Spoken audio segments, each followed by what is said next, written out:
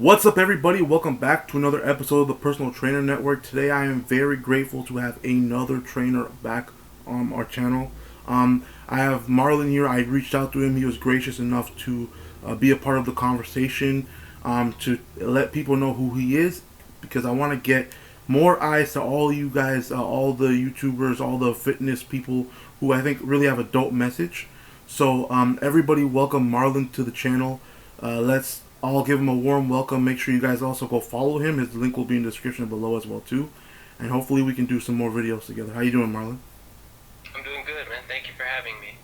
Thank you. I appreciate the opportunity as well too. So let the people know a little bit about you and like what got you into personal training and everything. Okay, yeah, so my name is Marlon.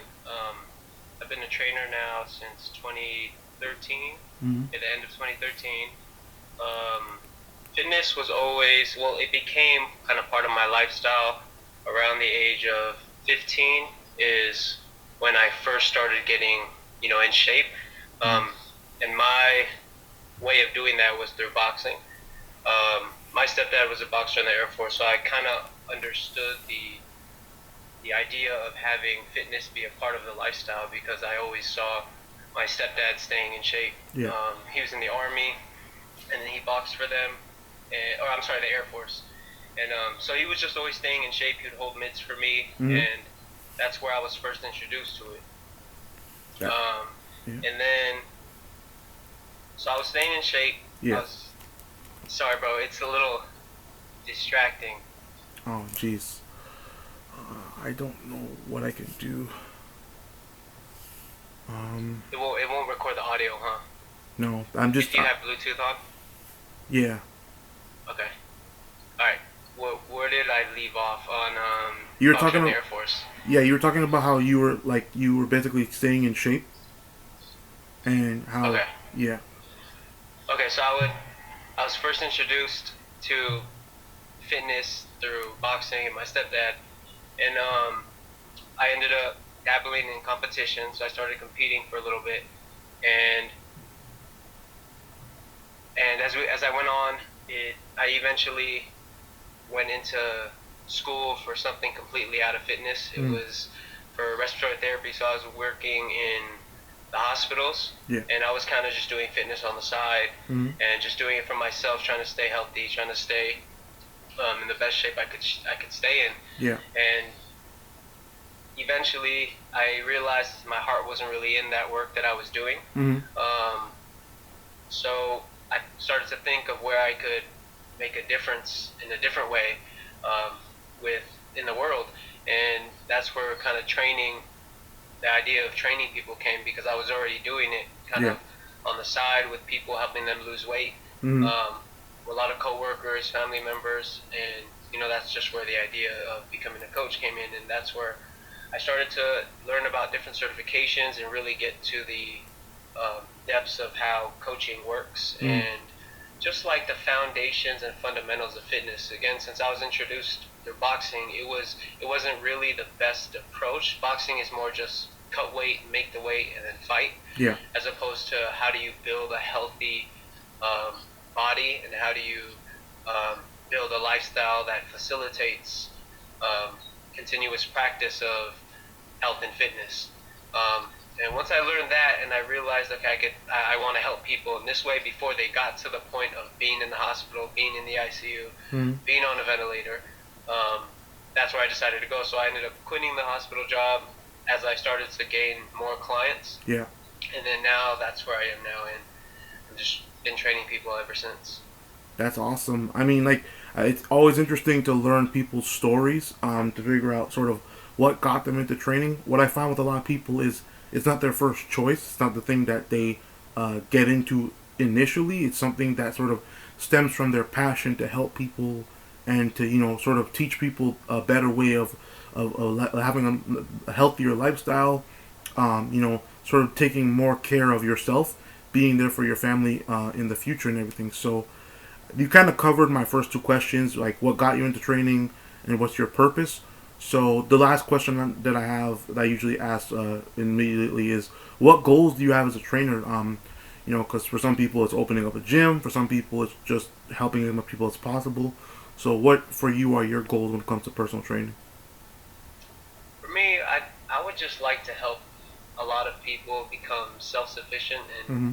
help people grow into a healthier, better version of themselves. Yeah. And for me, I think that looks like um, having some form of teaching online. Mm-hmm. So eventually down the road, having an online group of maybe clients or an online academy where I'm just teaching these principles that I've been teaching since I've become a trainer. That's awesome. Do you is it like a company that you want to start, or is it based off of your company that you already have? It's pretty much based off of what I already have. Okay. Yeah. Yeah, that's really cool. So has social media affected the like your career and your passion? Has it sort of shifted the way you look at things, or do you think it's not really something that affects you? I think social media is a good marketing tool. Yeah. Um, as far as how it has helped me, Mm. most of my clients have come from word of mouth. Okay. So it hasn't really. I mean, I've gotten a couple, like a handful of clients through Instagram for online, Yeah. but both the bulk of what I've done so far is mainly word of mouth. Okay, that's really cool. Yeah. So, just anything else you want to talk about or you want to discuss before we go? You can give a shout out to any company you have or anything you're doing right now. I don't know if you have any promotional thing that you're doing for your company. You know. Oh yeah, I put out a free home fitness training course for Yeah. 4 weeks. You can find that on my Instagram. Mhm. So it's Instagram marlin.iam. Mhm. And yeah, in that course, I kind of just teach you how to build fundamental movement patterns and how to train, how to implement specific variables with no equipment, just your body. Yeah. So that's kind of a lot of what I do stems from corrective exercise. Mhm. One of the people I learned fitness from really was Paul Chek, and he's all about kind of building from the ground up. So Yeah. that's kind of like where how I operate too, because it Mhm. just makes the most sense to learn from the ground up, and Exactly. then keep practicing the principles, and eventually you can get to a point where you are doing some of the fancier stuff. Exactly.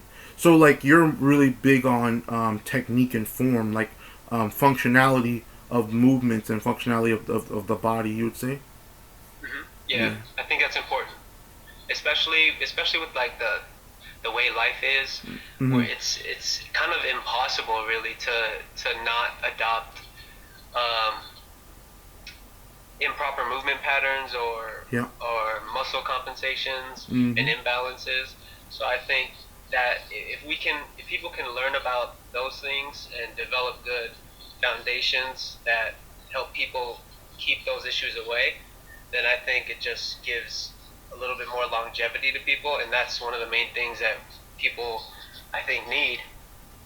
Yeah, for sure. I agree completely. I think anything I've learned from training is most people have terrible like rotator cuffs, like the muscles in the rotator in the like it's not good because their posture they're supposed to be sitting up and they're hunched over like their shoulders are like that, right? Uh-huh. Or they have a lot of neck stiffness and soreness in their neck, right?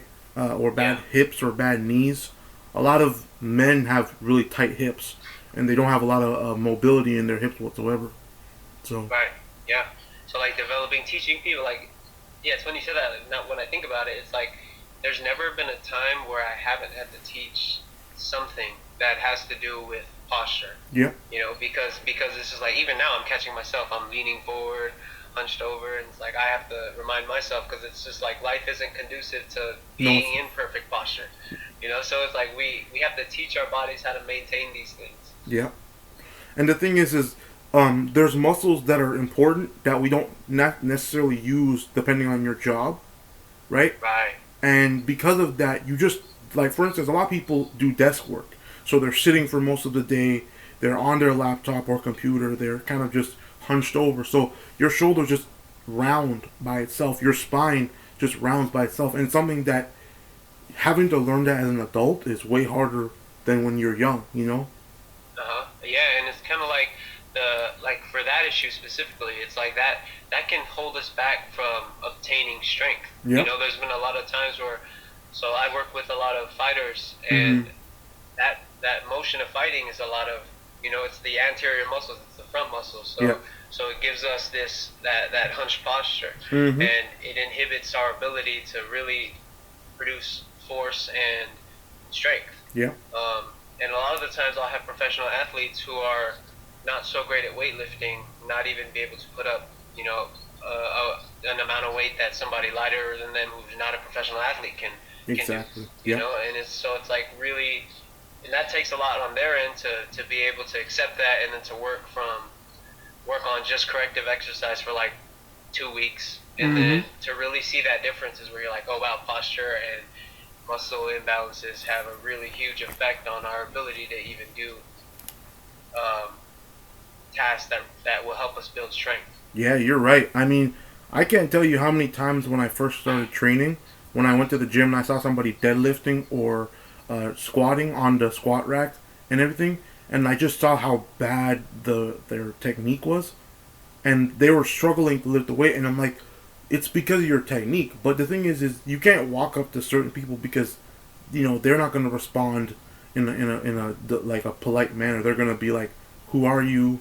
Why are you approaching me?" So you kind of have to be very like focused on sort of saying something without making it seem like you're saying to them, "No, you're completely wrong," or "You don't know what you're doing," or something. Because a lot of people don't handle that well. Yeah, Yeah. a lot of people can't accept feedback. Mm-hmm. Yeah, that's tough. And a lot of times too, it's hard because if they're putting up a certain amount of weight and they feel strong, regardless of their technique, the fact that they're putting up a lot of weight Yeah. is that's something that they hold tightly onto. Yeah. Yeah. I remember I had a professor in school. I think he was like 140, 150, and he could deadlift probably 2 or 3 times his body weight easily, right? And he's like this guy who's like 5'7". He's not a tall, big, like muscular dude. Like he was lean and everything, but he was very strong. And one of the guys in our class was like, "You can't lift 300 pounds easily," and he just picked it up. He just did the deadlift, and it was easy for him. And the guy was just amazed. And it's because you don't know that. People don't know that just because you're a certain height or a certain weight doesn't mean you can't do it. You just have to get to the level where you can do that. Because like he was saying, it was all technique. It wasn't him just being freakishly strong. It was technique. Yeah, he's got the right muscles that need to be strong to be able to do that task. Exactly. And the thing that's hard too is with people who don't really understand, fitness in general. It's like they think that it's just a matter of looking like a bodybuilder. Yep. That's what makes you fit. That's what makes you strong. Mm-hmm. But it's not always that. Mm-hmm. Well, I mean, sports are a perfect example. Like you did boxing and like MMA and stuff like that are things. And you look at fighters in divisions, they don't look alike. None of them have the same body type.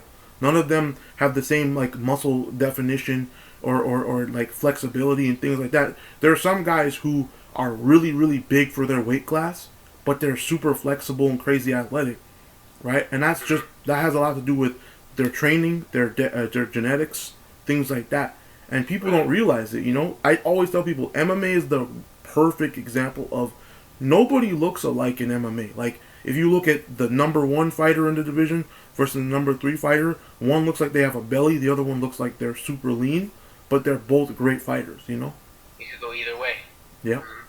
So Yeah.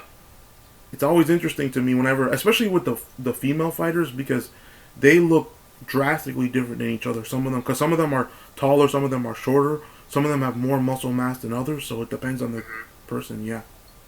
Yeah. It's really interesting. Mm-hmm. So I want to thank you for being a part of it. Everybody, make sure you guys go follow him on social media. His link will be in the description. Go like his stuff. Go follow him. Go show him some support. And please, like I always say, don't ask me questions. Ask them questions. You guys don't want to listen to me, so listen to all these trainers that I'm bringing on. Thank you guys for being a part of this. Thank you, Marlon, for joining. And I hope to do some more videos with you in the future. Let's do it. Thank you for having me, brother. No problem. Thanks again.